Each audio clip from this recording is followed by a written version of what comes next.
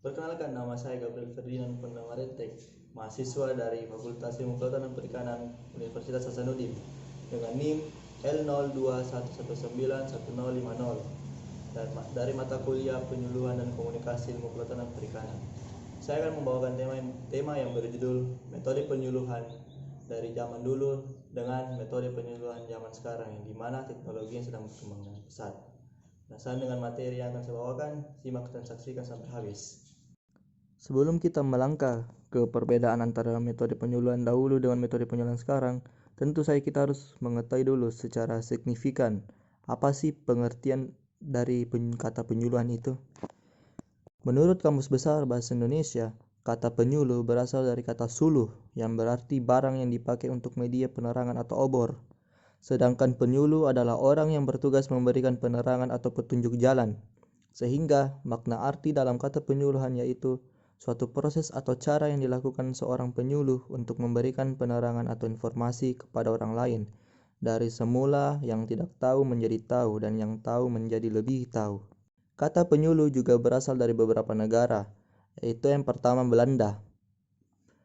Belanda yaitu voorlichting yang berarti memberikan penerangan untuk menolong seseorang menemukan jalannya. Kedua Jerman yaitu Aufklärung yang berarti pencerahan, yang menekankan pentingnya mengetahui arah langkah kita. Prancis yaitu Vulgarisation yang menekankan pentingnya menyederhanakan pesan bagi orang awam. Dan yang terakhir yaitu Australia yaitu Vorderung berarti berdiri ke arah yang diinginkan. Kata ini mirip dengan istilah Korea yakni bimbingan pedesaan. Dan jika diartikan secara umum, berarti ilmu sosial yang mempelajari sistem dan perubahan pada individu serta masyarakat agar dapat terwujud perubahan yang lebih sesuai dengan apa yang diharapkan. Berikutnya yaitu karena kita sudah mengetahui tentang arti kata penyuluhan, di dalam penyuluhan juga terdapat karakteristik dan etika yang harus dimiliki oleh seorang penyuluh. Karakteristik yang harus dimiliki oleh seorang penyuluh yaitu yang pertama, sehat mental dan fisik. Yang kedua, stabil dalam tingkah laku dan tindakan. Ketiga, percaya pada diri sendiri. Yang keempat, efektif, integritas, mandiri, dan mempunyai kemampuan intelektual yang tinggi. Yang kelima, kreatif. Kreatif yang dimaksud yaitu seperti pandai mengatasi permasalahan, terampil dan berhubungan dengan masyarakat, dan bisa menerima kritik dari orang lain.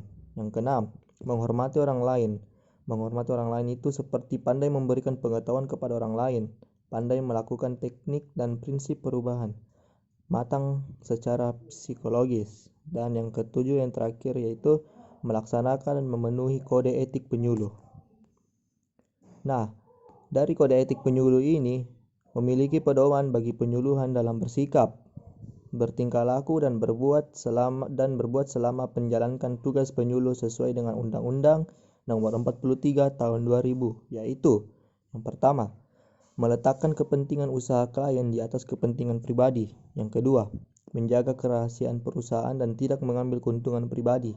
Yang ketiga, tidak melakukan penyuluhan di luar batas kewenangan. Yang keempat, tidak menganjurkan kepada para pekerja untuk mempertimbangkan pekerjaan dalam perusahaan. Yang kelima, memberikan klien tentang suatu kepentingan atau hal lain yang berkaitan dengan penyeimbangan penyuluh.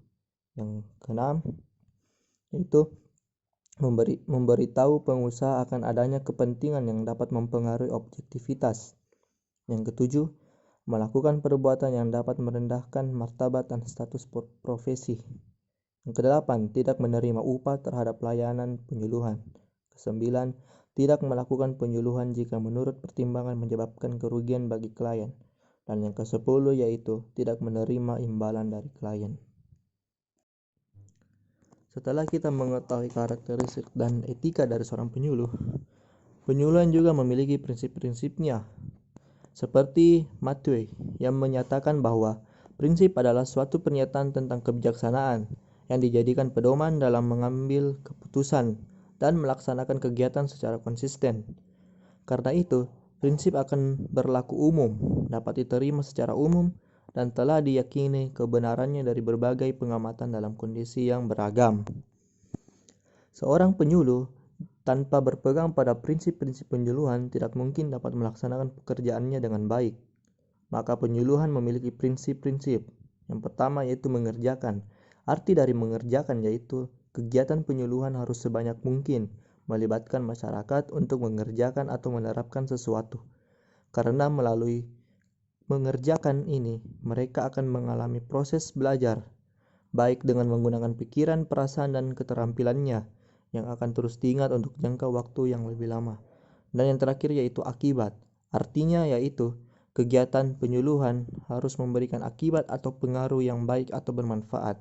Sebab perasaan senang atau puas atau tidak senang atau kecewa akan mempengaruhi semangatnya untuk mengikuti kegiatan belajar atau penyuluhan di masa mendatang. Setelah mendengarkan atau melihat materi tentang pengertian penyuluhan, karakteristik dan etika penyuluhan serta prinsip penyuluhan, selanjutnya yaitu saya akan membahas tentang apa dan bagaimana falsafah penyuluhan itu. Menurut Kelsey dan Herane, falsafah penyuluhan yang dianut harus berpijak pada pentingnya pengembangan individu. Kelsey dan Herane mengemukakan bahwa falsafah penyuluhan adalah bekerja sama. Artinya, masyarakat ikut juga membantu agar dapat meningkatkan harkatnya sebagai manusia. Jadi tidak hanya seorang penyuluh yang bekerja sendiri, tetapi masyarakat juga harus saling mengerti dan membantu penyuluh yang sedang membantunya. Dari pendapat tersebut terkandung pengertian bahwa 1. Penyuluh dan masyarakat harus bekerja sama dan bukannya bekerja untuk masyarakat. Kehadiran penyuluh bukan sebagai penentu atau pemaksa, tetapi ia harus mampu menciptakan suasana yang dialogis dengan masyarakat.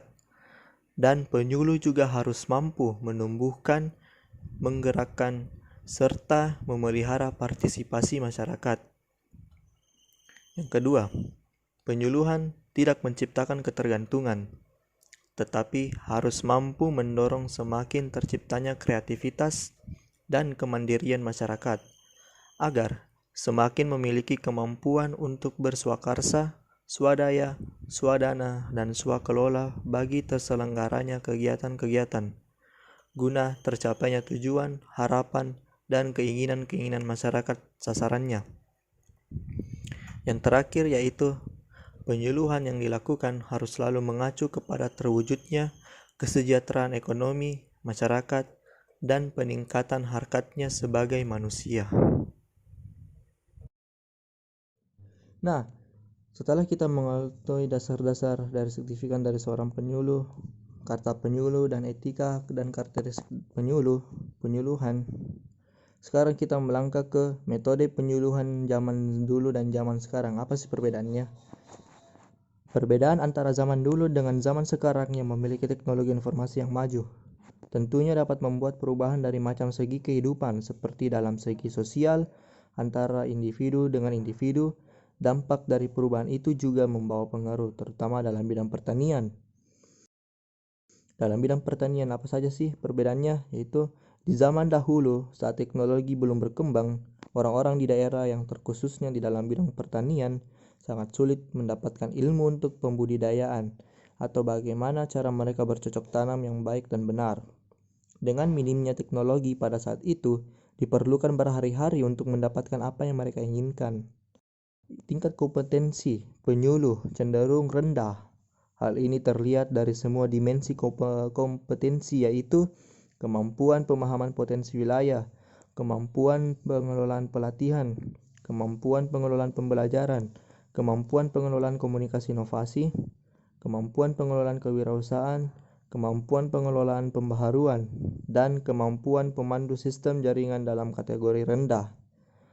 Tingkat rendahnya kompetensi ini dipengaruhi oleh intensitas pendalaman inovasi mandiri, intensitas pelatihan, intensitas pertemuan antar penyuluh, dukungan kondisivitas belajar dalam lembaga penyuluhan, motivasi, dan intensitas pemanfaatan majalah yang cenderung rendah. Meskipun umur penyuluh dalam kategori tua atau senior, tidak adanya sosial media menjadi masalah karena sulitnya komunikasi yang didapatkan antara penyuluh dengan petani. Hasil penelitian mengenai pemanfaatan media komunikasi dan informasi teknologi pertanian berbentuk brosur dan leaflet dalam menunjang kegiatan penyuluhan pertanian dapat disimpulkan sebagai berikut. Mengenai frekuensi pemanfaatan media komunikasi dan informasi teknologi pertanian yang berupa brosur dan leaflet oleh tenaga penyuluh pertanian tidak terlalu sering. Namun demikian, para penyuluh tetap menggunakan brosur dan leaflet sebagai salah satu sumber informasi dalam menunjang kegiatan penyuluhan pertanian. Ada beberapa alasan tenaga penyuluh pertanian menggunakan brosur dan leaflet dalam menunjang kegiatannya, antara lain faktor kemuktahiran informasi, keakuratan, serta materinya relevan dengan kebutuhan para penyuluh pertanian. Model pengembangan kompetensi penyuluh berbasis pemanfaatan media dilakukan melalui peningkatan yang berpengaruh baik langsung maupun tidak langsung terhadap kompetensi penyuluh. Adapun purba-purba yang dimaksudkan adalah intensitas pendalaman inovasi mandiri, intensitas pelatihan, intensitas pertemuan antar penyuluh, dukungan kondisivitas belajar dalam lembaga penyuluhan, motivasi, dan intensitas pemanfaatan majalah yang cenderung rendah, umur, pendidikan formal, kepemilikan media komunikasi dan informasi, dan dukungan keluarga dan motivasi. Oke, baik. Itulah tadi pemaparan materi yang saya bawakan. Kiranya apa yang tadi saya bawakan menjadi pengetahuan bagi teman-teman sekalian. Sekian dan terima kasih, dan jangan lupa untuk tetap jaga jarak dan ingat stay home.